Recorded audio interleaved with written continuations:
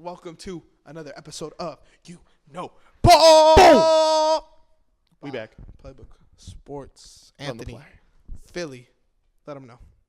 Make sure to like, subscribe, and follow Playbook Sports on TikTok, Instagram, YouTube, and Twitter. And also, we got some live streams coming in the future. We don't know how many times a week we're going to do it, but we're going to bring it to you. Yep. And it's going to be fun, exciting, and turns up. Yep. So make sure to hit that bell as well.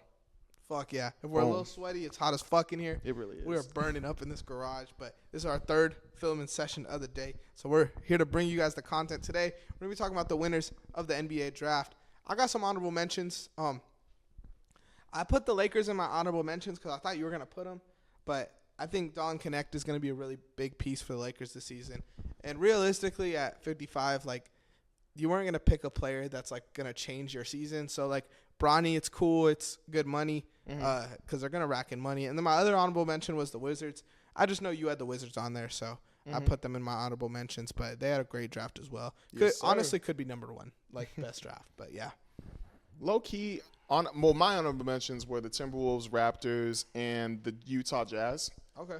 I'm a little baffled by myself that they didn't have the Lakers on it, but it's probably because of – I'm not mad that we picked up Bronny because there was nobody else to really get after him that I really liked or thought would be a better pick than him. But I guess it was the way that we did it that kind of annoyed me. Like, we just said, like, whoever drafts Bronny, he's not going to play for you. Like, he'll play overseas in Australia. And that kind of made him fall. Yeah, that shit was kind of whack. I wish that it was more of like an anticipation thing. Like I was low-key excited to see what the Celtics were gonna do. Like if they were gonna like draft him. I and seen be like, someone bet like $5, and if the Celtics drafted Bronny, he would have won like $100K or something. Wow. Like he had like a parlay, and that was the last leg. So I would have been pissed. I just feel like that would have made it better. Like I didn't really feel surprised when we got to 55 and it was like, oh, Bronny James. Like, we kind of told every team to back off. It's kind of whack that they did that. And then it's also kind of whack that, like, J.J. Redick today is like, Bronny earned his spot here. Like, bro, like, you guys were calling every team saying don't draft him. Yeah. And then draft. Like, you know, it's kind of like you're setting him up. But my number 3 team, just 3, I had the Memphis Grizzlies. Okay? Okay. You know, I feel like a lot of people were shitting on the Grizzlies pick of Zach Edey. And I just think that – yes, a lot of people were, bro, and it was kind of weird. Like, I don't know. I don't understand why either. Like, I don't have a single reason why anyone would hate this pick. You know, with Steven Adams there, John Morant was great running the pick and roll with him. We've seen players like Steven Adams in the Thunder, like, having Westbrook eat up. So you put Edey there, and he could do the exact same thing, and he's going to be a perfect fit next to Jaren Jackson Jr., too. Like, Jaren could play more perimeter, which he's a really good perimeter defender, and still be the rim protector that he is while Edey is sitting down there. I like it a lot. I think, like, it's a perfect pick. I think the only reason why they're a little annoyed with it is because he's not really, like, proven in the NBA yet. Yeah. But, I mean, he's none of these guys 7'5", are. 300 pounds. I think he's going to be fine. Yeah, I agree. I think also a lot of people were like, oh, they lost out on Donovan Clingan. They lost out on, like, who's the other big man? They lost out on Clingan and they lost out. Deron Holmes? No. Or Kyle Filipowski? I think Richester that everyone wanted him to get. Who? Richester, the Hawks dude. But they were pretty much just shitting on him like, oh, they lost out on these dudes. And, like, Edey was just, like, a consolation prize. But to me, I think, like, Edey's a better fit there than, like, a Donovan Clingan. I like Edey with the Grizzlies. He might be the best fit for him, for both sides. Yeah. As a screen setter, as a rebounder, as a defender, like, I think it's going to be really nice. Yeah. If Dalton Connect didn't fall, I low-key wanted Zach Edey. Yeah. Low-key. I did not want him. But I like him on the Grizzlies, you know. I was mad that you had him mock to us, but I'm fine with him on the Grizzlies. I just really feel like it would have worked. But anyways, now at my number 3, I really liked what this team did because I feel like it does help them for the future. And also, if they try to go back to the finals, I got the Indiana Pacers. Okay. James Wiseman? Oh, yeah. James Wiseman just signed their 2-year deal. So I really like that. That's a really good pickup. But I just really like that with the lineup they had because they were playing like 8-man rotations and they were playing 11-man rotations. And granted, some of those teams were hurt. I know. But they still looked like a really good team. So adding players like Tristan Newton, who's a 6'5", like that's your guy in this do it all. draft. I just really like the way he plays, and the fact that they have T.J. McConnell still, and they have this guy to learn from him, and also be a backup for for Andrew Nembhard too. They got Enrique Freeman, who is a hustler to the bone. Okay. Like he could literally go into any system and just get you rebounds because he's 6'9", get a nice block. He's a good he could be a Jalen Smith. Okay. He could be a Jalen Smith. And they got Johnny Furphy, your guy. That's my guy. And that's a really good pickup for this type of team because they're unselfish. The Pacers are an unselfish team that move the ball around. And you're forgetting they also have Pascal Siakam, Tyrese Halliburton, Miles Turner. They already have guys. They have a good starting five. So having this supporting cast with a team that already has really good bench players, I really like this. Yeah, what they literally did in this draft is what they needed. You could go out there and look for a star, or you could build your bench. And you already have your starters solidified. You might as well let that chemistry rock, kind of how we did, and build out that bench a little more, and that's exactly what they did. So those are some great, good. They did their job in the draft. Oh, yeah. That's a win. I agree with you there. My number 2, I had the San Antonio Spurs. Stephon Castle, bro. This is another situation where it's I wasn't super high on the prospect unless he went to the Spurs, and he went to the Spurs. And now with Chris Paul there, he's going to develop so well behind Chris Paul, with Chris Paul, and then also trading Rob Dillingham for 2 firsts. There was a lot of wins in this draft for the Spurs. They could have picked a player with 4 and 8. I think taking the 2 firsts in a draft where a lot of people are considering is a weaker draft and kind of throwing darts at future drafts. I like it, especially when you have Wemby, you have Sochan, you have Devin Vassell, you have Keldon Johnson. You have dudes that are starter quality players, maybe not stars, but you add Castle there, and if Castle could go out there and kind of show up this year, which I think he realistically could, if Castle averaged 14 and 5 next season, I really wouldn't be surprised. It could be an interesting year for San Antonio next year. They could make the play-in. This is going to be a fun year, but I also like the other guy they drafted in the second round, Harrison Ingram. Yeah. I just think for his build, he's 6'6". I think he's 230 pounds, but he's known to just score. He's known to be all around. So putting that around, he reminds me of Keldon Johnson in a way. Okay. He's a bigger he's smaller, but he plays bigger. Yeah. So I feel like that's good to have, especially around Victor Wembanyama and Stephon Castle. I think it's just going to be a fun year next year for the Spurs because I feel like they're building something. Yeah, I think the only thing they really need is to maybe add 1 or 2 more veteran role players. But other than that, bro, this team looks good. It looks young. It looks fun. They're going to go out there and win games. Now, how would you react? Because I'm hearing there were reports going out from NBA Central, all of the accounts saying that the Spurs are trying to get Lauri Markkanen. So how would you react if they landed Lauri Markkanen for a Keldon Johnson and I don't know, Zach Collins? For me, I feel like Lauri Markkanen is a dude where I want him to go to a Lakers, a team that wants to compete now. Yeah. Because realistically, Lauri's definitely gonna. If they think they can win a championship next year, then go for it. But Lauri's gonna be a dude that helps you win now, and I kind of want to see this Wemby development, let Wemby explode, kind of, and then go out there and get a second star. But I don't know. Maybe they want to get ahead of it. I wouldn't do it. I would let them rock. I would rather just get a couple more young guys and let them cook. I mean, older guys. Oh yeah, just build something amazing. Yes, build a culture, before you go out there and trade to win now. Because I feel like a lot of teams fuck up doing that, where they go all in on a team that's not kind of like what the Sixers did with Harden, or what the Suns did, trading their whole core to get KD. You don't want to do that, and I know it's kind of different because you're not doing that, but it's that on a smaller scale. So that's what I think. It's a good time to be a Spurs fan, man. Very good time. Shout out Joseph. Dugout. At number 2, I put the Washington Wizards here. I like the Wizards draft, bro. Keyshawn George, I know there were mixed feelings about them getting him. I really liked it personally. I did too. But the 2 people that made me really like what the Washington Wizards do was getting Carlton Bub Carrington. I don't know why they call him Bub, but Bub. I don't know, but I love the way he plays. He's like a Tyrese Maxey-like player, and getting Alexander Sarr. Tier of his own, Alex Sarr was. To get him at number 2, bro, it's kind of ridiculous. And then, Bub again. Bub and George, I feel like George needs some time to develop, but I think Washington gives him that. Well, also, I just like that with Keyshawn George. He's not really a a selfish player. He can play the 1 through the 3, and he's also like 6'8". Or actually, they have him listed at 6'9" or something like that. He's tall, bro. He's 6'9", I think. But the fact that he got experience in college at Miami playing the point guard at 6'9", and also being known to be a pretty decent shooter. I think he averaged like 37 or 38%. Having a guy like that, I think of him as a Cameron Johnson. So having that around Jordan Poole, Kuzma, whichever one you want to keep, and then developing Carlton Carrington, who's going to be a really good star point guard there, I think. And then having Alexander Sarr there, like he's going to be – I see him as a David Robinson in a way.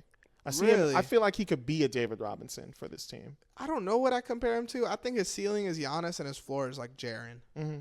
Like, because he could dribble the ball. I think this team could sneaky be a play-in team.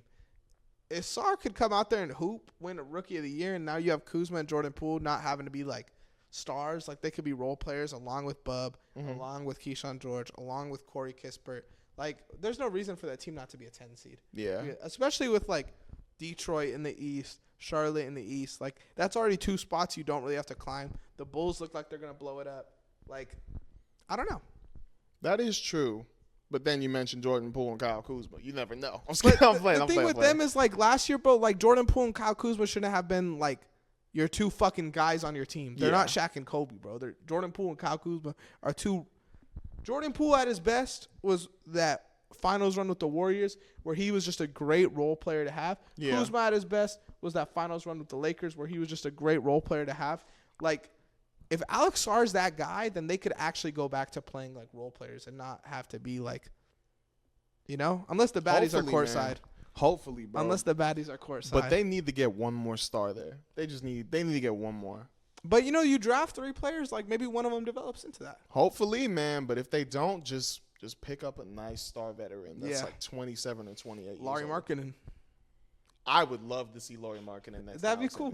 That would be perfect. That would be cool. I would like that too. My number 1 team that had the best draft to me, the Utah Jazz, bro. The Utah Jazz hooped this draft, bro. Isaiah Collier, like, I know he didn't have the best season at USC last year, but he was a perennial top 5 pick before the college season started and slipped during the draft. Cody Williams, to me, is a dude we talked about where I think he really, like, grew on me in this draft process.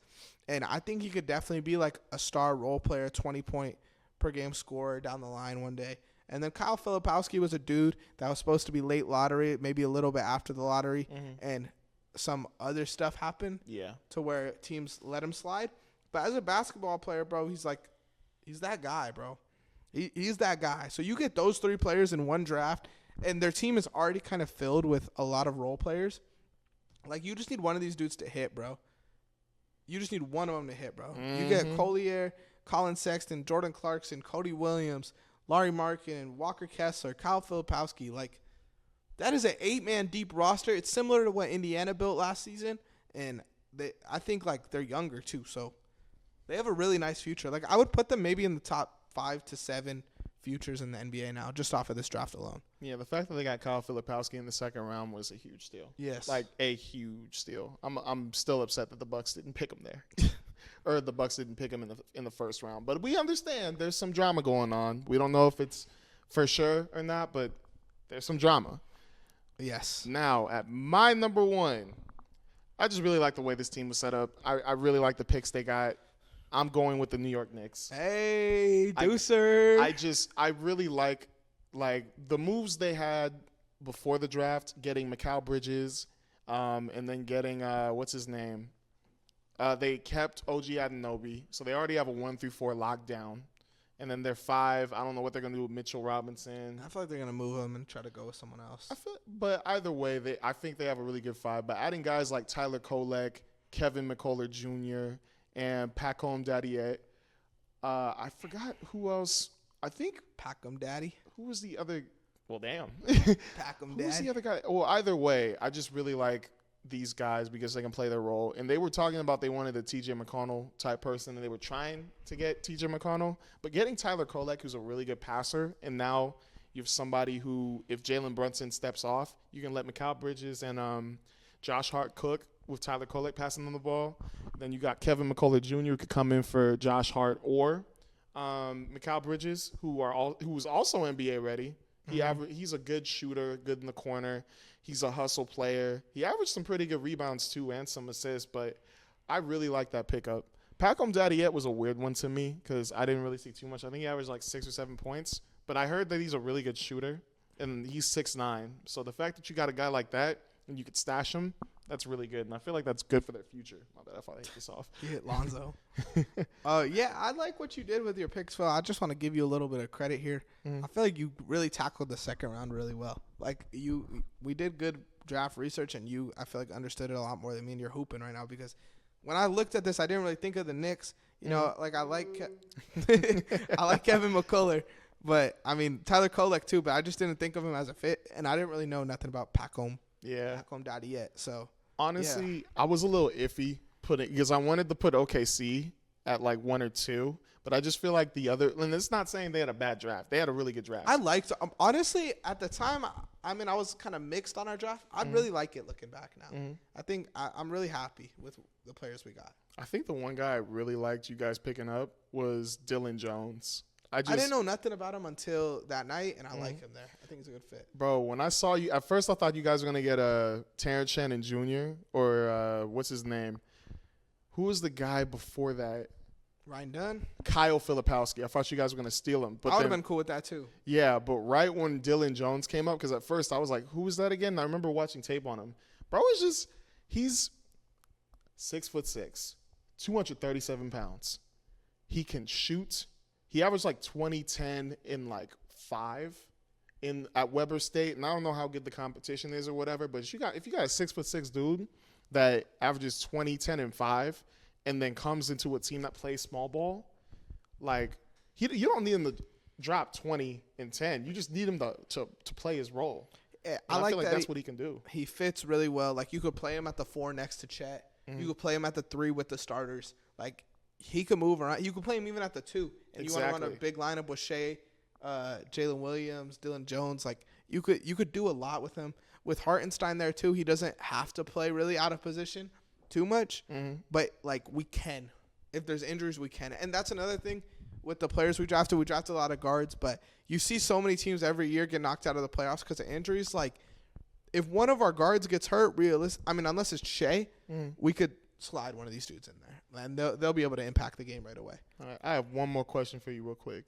Now, for the first and second round, who is your favorite player that was drafted in the first, or who was the pick you liked in the first round, and who was the pick you like just one from the second round? Let me pull up the draft really quick. Let me you tell yours first. All right, so my favorite pick in the first round that a team drafted, I low-key got to go with Deron Holmes. I feel like that's yours. It was, but I really, really like the Heat getting Kella Ware. Yeah. I think that was my favorite pick of the whole draft because they were talking about trying to get Bam to play the 4 again. I kept on saying he should play the 4. I just didn't like that game when he was playing the Denver Nuggets and he was guarding Nikola Jokic. I feel like he would have been better on Aaron Gordon. So getting a Kella Ware, who if you develop him could play the 5, and he's the perfect type of 5 because he can space the floor a little bit and he could protect the rim. Like rebounding isn't his total thing, but that's why you have Bam Adebayo there. You could treat it like a JaVale McGee, Anthony Davis type situation, and I just really like that. And then the second round, this one's tricky because the second round was my favorite part. The second round was my favorite part of the whole draft, like a whole bunch of guys. But there's this one guy who stood out. Did you watch it? Did you like the coverage of it? I watched the whole thing because I was like seeing if some team was gonna like draft Bronny and be like, "I have your son, Lakers. What are you gonna give me?" Like a movie? Yeah, but my favorite pick in this draft, to me, has got to be Adam Bona to the 76ers. Adam Boner? Bona. Oh. I just really liked him. I really like that he's going to the Sixers, especially now that they picked up Paul George. If Joel Embiid goes out, they got now they don't have Mo Bamba, but Adam Bona is a hustler. He is probably the fastest big in this draft, and he's also a rim protector. Like this dude, if you watch him play, this man. I feel like I've watched UCLA games and I've heard that name before, but I would be lying if I said I was locked in on him. I think he had the second highest vertical in the draft or in the draft combine. So who was number 1? Wasn't it someone weird? And he was like, I think they're lying. They almost had Reed Shepherd there. I think he was number 3 or 4, and that shook me. But who was the other one? I think that's what I was thinking about. I forgot who it was. Maybe it was maybe it was AJ Johnson. My favorite pick in the first round, I think, was Baylor Shireman to the Celtics. Ooh, okay. I think like them going with another good role player to add next to their team, like they miss. That was the one thing that team really didn't have was like role players. Like I know they had a lot of, like Derek White, you could call a role player. Drew Holiday, you could call a role player, but like really like bench pieces that are just gonna go out there and hoop. Mm-hmm. I feel like they didn't really have that, and I think Baylor Shireman could do that. Yeah. And then I'm gonna go with my boy Bobby Clintman. I think that was a great pick. Who technically has him? Pistons. He's just a bucket, bro. And I think I had him in my top 8, I want to say. For him to go in the second round, bro, was a steal. Yeah, I had him at 7. So I had those were my 2 guys, I feel like. I think those were great picks. Mm-hmm. Also, shout out to Jamal Shed to the Raptors. I think that was a smart pick. Shout out your boy. But thank you guys for listening to winners of the NBA Draft presented by Ball. Phil, say the line. Make sure to like, subscribe, and follow Playbook Sports at TikTok, Instagram, YouTube, and Twitter.